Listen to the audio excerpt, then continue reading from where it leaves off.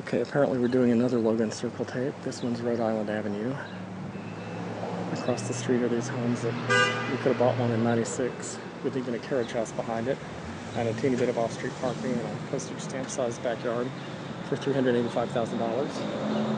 And now they cost you probably $1.5, $1.75 million. I don't think they bid $2 million yet, but it might just depend on how fantastic it is. Here's one of the oldest liquor stores in DC, Barrel House Liquors. It actually has parking, which is rare in DC. Everybody thinks it's great. Here we have the commercial strip, which was all degenerated between mainly the gay community and Ethiopians and hipsters and bohemians. It's got some stuff on it now. There's a $1,400 sofa for you and a $2,000 couch. What else is there? $700 chair. $500 chair. Bargain. Anyway.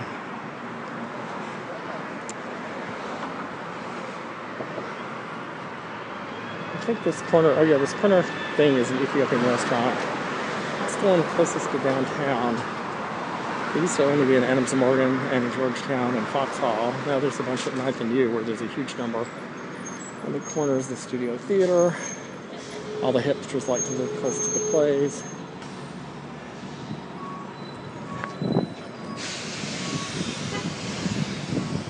You can have people stay with them and just take them out to the plays. I feel very New Yorky. Here's one of the more original block deli, a carry out.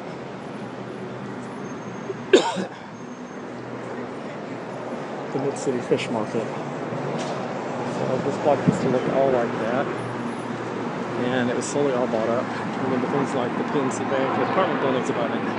Although the Vegas Lounge has been there forever. A little tarted up.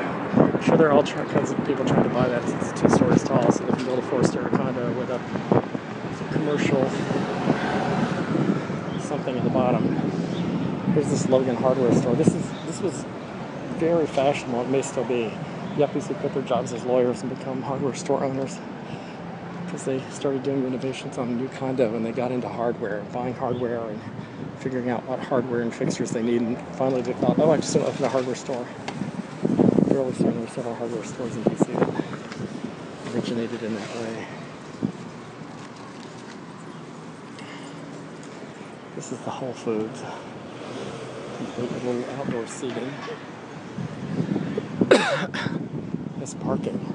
The parking's kind of free. I know for a fact that people come and park here when they're not using Whole Foods. Or they run into Whole Foods and buy one thing, and then they run an hour or two's worth of errands around the neighborhood. I haven't done it lately. Number 9.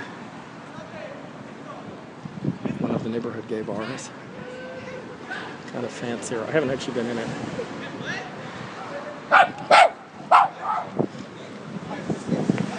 It used to be called Halo. There was a smoke-free bar before smoke-free was mandatory. Back when you had a choice. If you liked smoke-free, you could go to Halo. Which is a funny name for a place that's smoke-free since there wasn't any impurity in the air to disperse the light to make a halo, but it was called Halo. Commissary is a restaurant.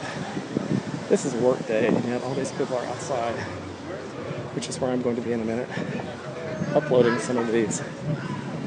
Here's Patango Gelato. It's a micro chain in DC.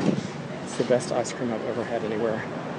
They use no preservatives or additives. It's only all natural everything, and it's really delicious. There's a video about it. They buy their products.